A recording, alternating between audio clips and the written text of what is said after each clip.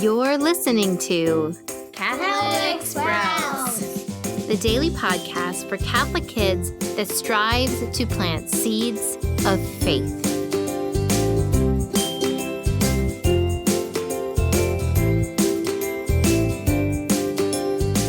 Today's podcast is brought to you by OSV Kids, a magazine designed to help children grow in their faith throughout the liturgical year.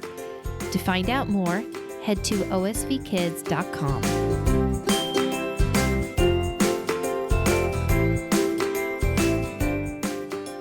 Hey there, Sprouts. Today is Monday, February 8th, 2021. Today is the feast day of one of my personal favorite saints, St. Josephine Bakhita. St. Josephine Bakhita was born in Sudan in Africa.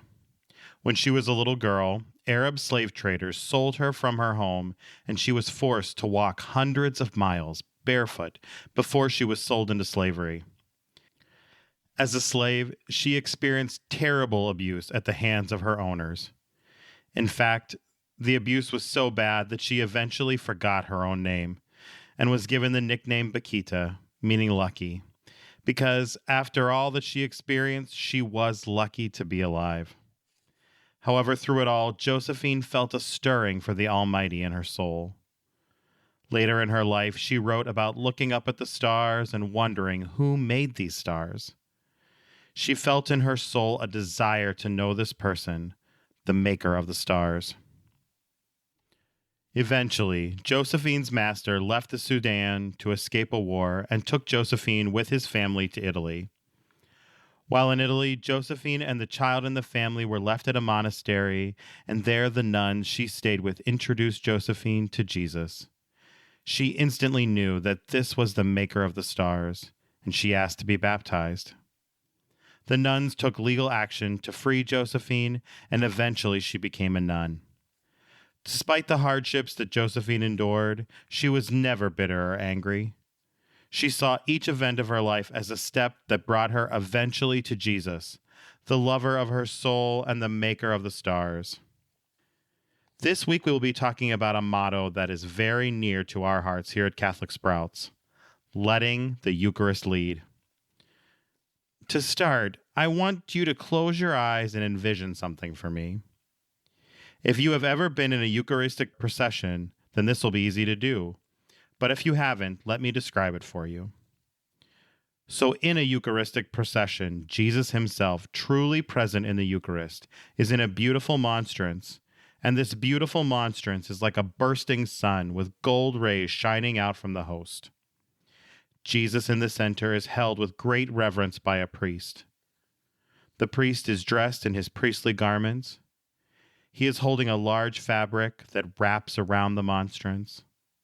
Also, servers are holding a canopy above them, meaning each server, 4 of them forming a square, stand around the priest, and they hold big sticks, and on top of their sticks there is a tiny tent.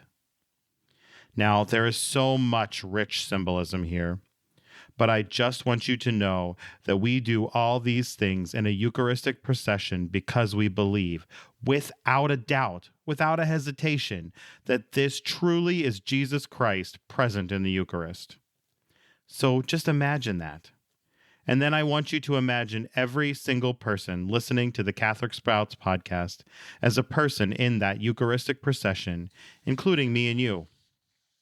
I know that we are just imagining right now, but being part of a Eucharistic procession, joyfully following Jesus in the Blessed Sacrament, is how we are called to live as well.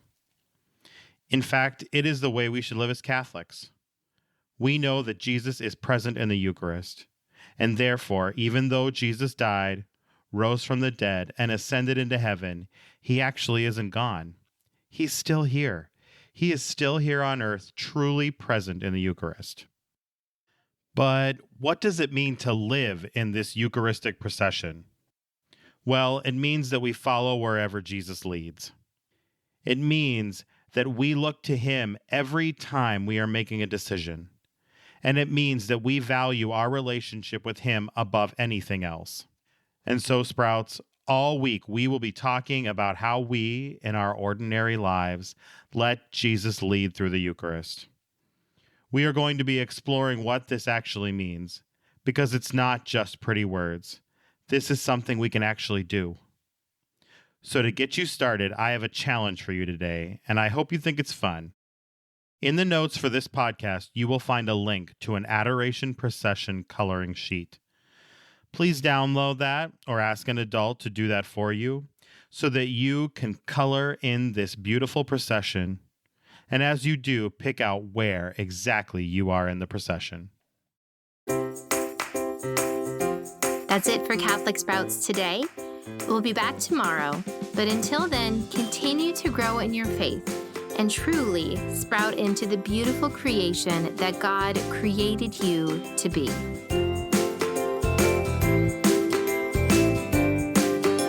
Hey there, Sprouts. I hope that you've enjoyed listening to Mr. Banswitch, the Catholic Sprouts guy, this week on the podcast. It is our hope that hearing all of this has lit a fire inside of you to go and be with our Lord Jesus Christ, truly present in the blessed sacrament of the altar, and to go to Eucharistic adoration. So I challenge you, Sprouts, to find time to do that. Check your parish website or bulletin, find out when and where Eucharistic adoration is available. And if it isn't available at a time you can go to, remember, he is present in the tabernacle and you can go and pray there. But don't delay. Don't let Jesus be lonely. Go and spend time with him. He's waiting for you.